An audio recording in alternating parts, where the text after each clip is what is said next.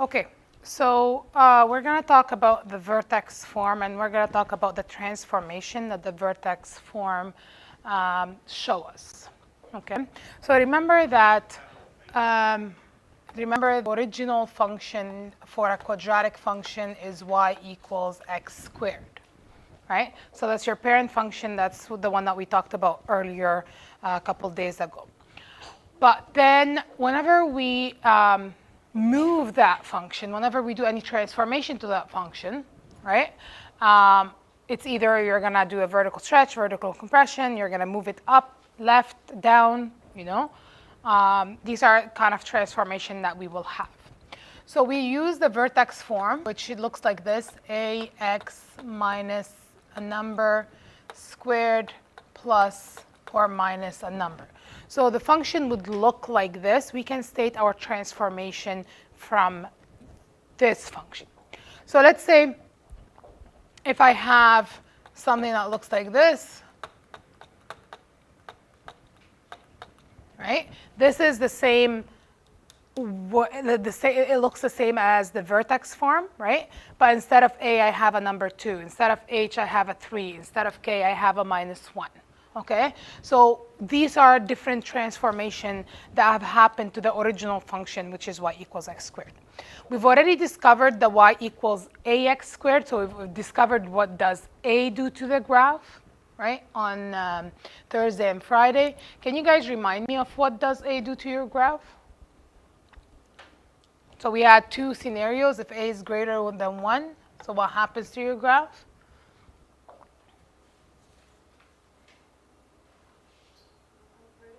Vertical stretch. And we said that if a is between 0 and 1, we have a vertical compression.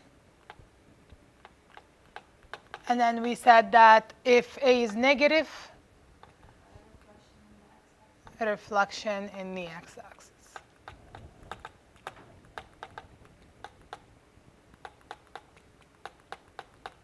Okay, and that all deals with the a value that comes in the front.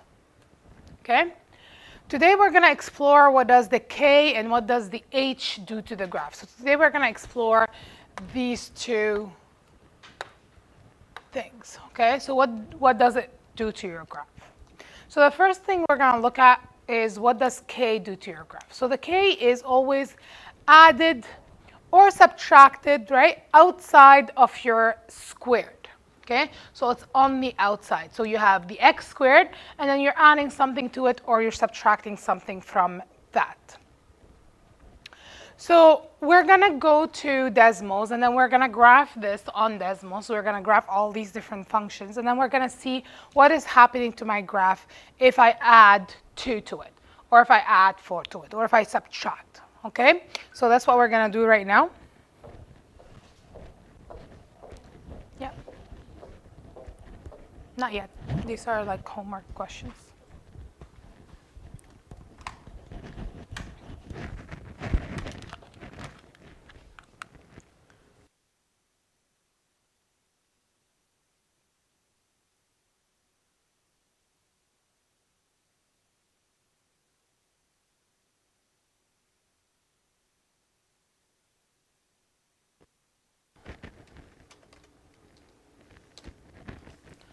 Okay, so always we compare to the original function, which is y equals x squared, right?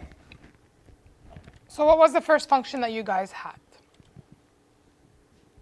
Y equals x squared plus 2.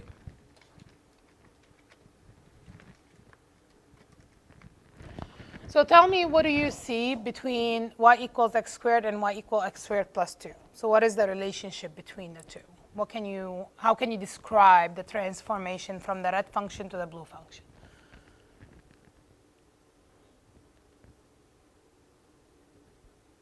Yeah.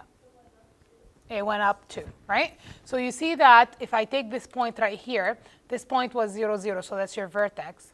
Now your vertex is at 0, 2, right? And if I take any other point, so if I take 1, 1, this point right here, If I take my next point, it's going to be, and that's going to be on this graph, it's going to be at 1, 3. It's right here. You see this one? So from 1, 1 to 1, 3, right? So it's going up by 2. What's going up by 2, the y value or the x value? The y value, right? Because we're moving it up, okay? Up means the vertical translation, so that's the y value is changing up, okay? So what was the next one? Y equals x squared. What was it? X squared plus 4. Okay, so you see it's the green function right here, right? So it went up, vertically translated up 4 units. So I moved this. So basically, if you take this graph and then you bring it up 4 units, it's going to overlap with this one right here. Okay, so the next function is y equals x squared minus 1. So what do you see with that one, with the purple one? With the minus 1. What has happened to my red graph? Went down 1. Okay? And then the next one was x squared minus 3. So y equals x squared minus 3. This one went down 3, right? So for the vertex, what do you see for the vertex? So the first one, which is y equal x squared, vertex has 0, 0. The second one, which is the blue one, what's the vertex for that? What's the vertex for the blue one?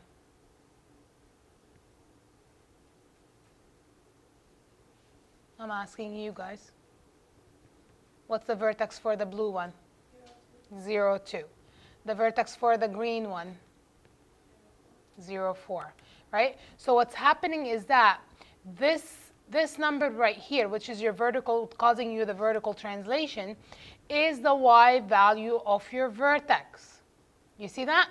So my y value of the vertex for the purple one is 0, negative 1. You see that? So that's the y value of your vertex.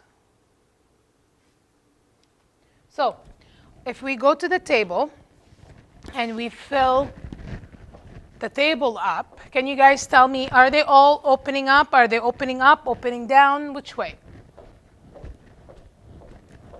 Which way were they opening?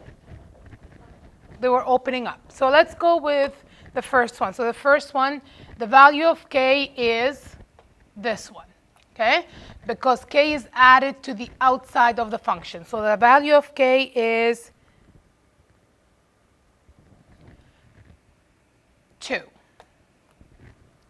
Direction of opening is up. The vertex is 0, 2. Yeah? And then the axis of symmetry is, if I go back here, right, where is the axis of symmetry of all of these? Where is the axis of symmetry here? The axis of symmetry is x equals 0. Did it change? No, right? The axis of symmetry for all of them is x equals 0.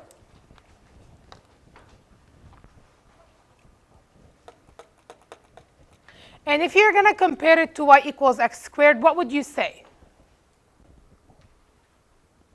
Went up 2 units, right? Yes? So if I go back here and I look at the difference between the red function and between the blue function, right? I'm going to say it went up 2. We call that a vertical translation. So it's vertically translated 2 units up. So I have a vertical translation 2 units up.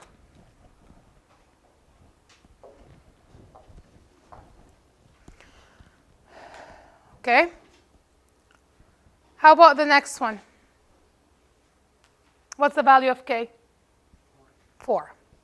Which way was it open? Opening up. And what's the vertex? 0, 4. Axis of symmetry, x equals 0. And then I have a vertical translation, 4 units up. Okay? VT stands for vertical translation.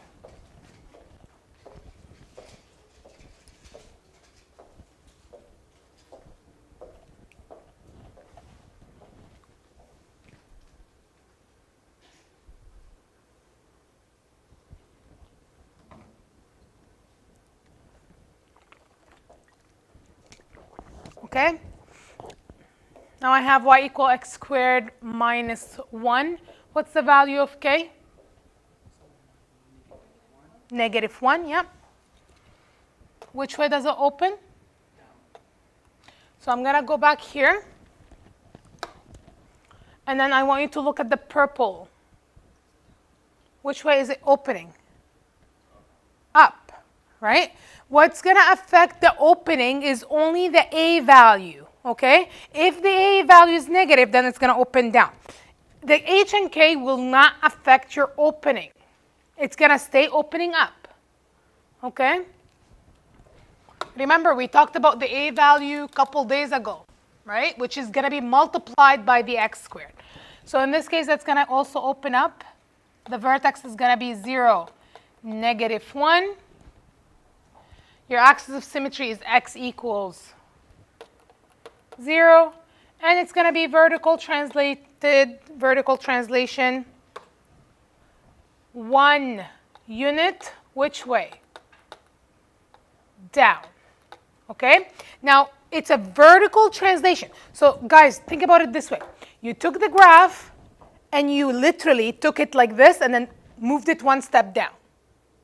Okay? This is what it means. It's like when I have this table, and I'm moving this table 1 step backward. Okay? This is what we're doing to the graph.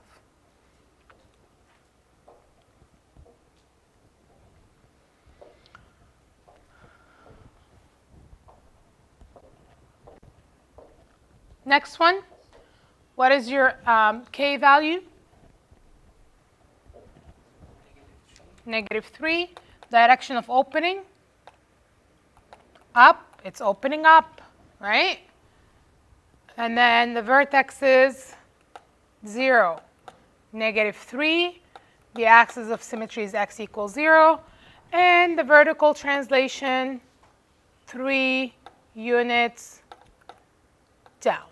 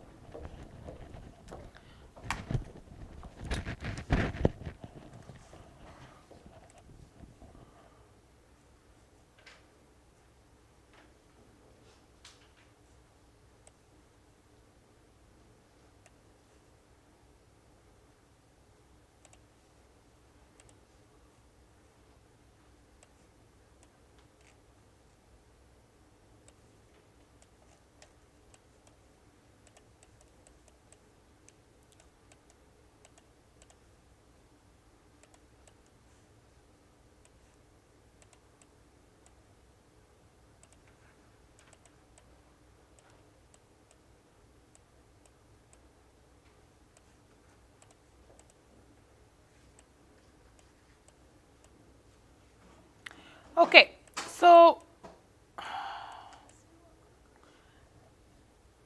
just give me 2 more minutes. So when you get something like this, you're going to have to say, when I ask you for the transformation, basically you're going to say the transformation is vertical translation 2 units up, vertical translation 4 units up. This is the transformation that's happening. Okay, vertical translation this many units up or down. So the value of k, when k is greater than 0, the parabola shifts So when k is greater than 0, the parabola shifts which way? Up. When k is less than 0, the parabola shifts down. Remember, this is a shift. This is not the way it opens, okay? So the value of k describes the vertical translation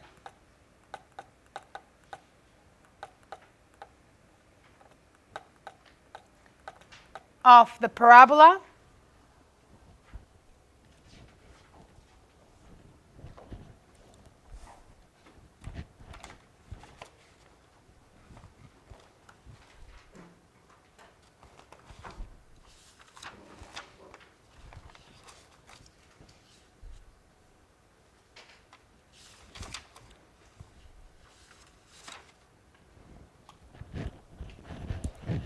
it is known as the optimal value or the y value of the vertex.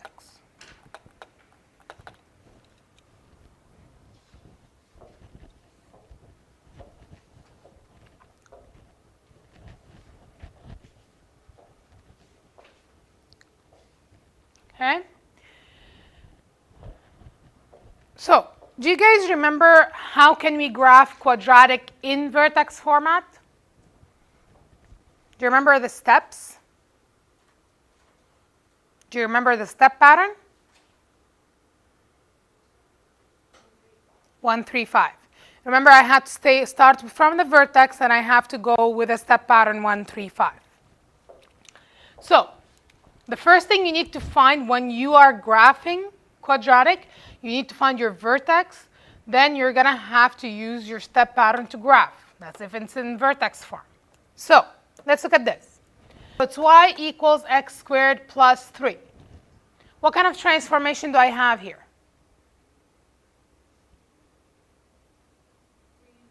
3 units up. So we say it's a vertical translation, 3 units up. This is your transformation. Now, if I want to graph this, I have to locate my vertex. Where is my vertex? 0, 3. So the vertex is 0, 3. And do I have, what's my a value here? If there's nothing there, it's a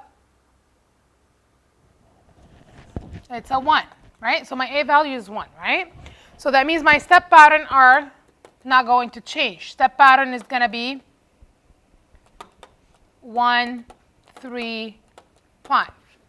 It's important to look at everything, okay?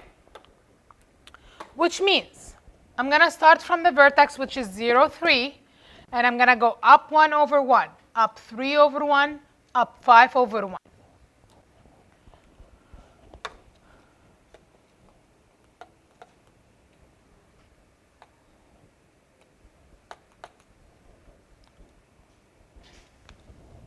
So if I look at my vertex, 1, 2, 3.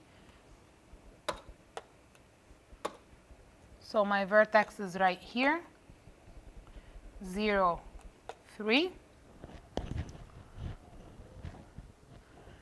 And from the vertex, I go up 1 over 1. So this is where my next points are. I go up 1 over 1 to both sides. Then, from this point, how many do I go up? Up 3, 1, 2, 3, over 1. 1, 2, 3, over 1. And if I have room, how many points do I need to go up for the next one? 5. So 1, 2, 3, 4, 5. I don't have room for that, but it's going to be around here, okay? You don't have to include these points. As long as you have 5 points on the graph, you should be fine, okay? but you have to show me at least 5 points. Okay, so eyes on the board. I'll give you time to copy this. When they ask me for transformation, I have to look at this and say it's a vertical translation 3 units up. I'm looking for these words specifically. Vertical translation, 3 units up. You can't just say up.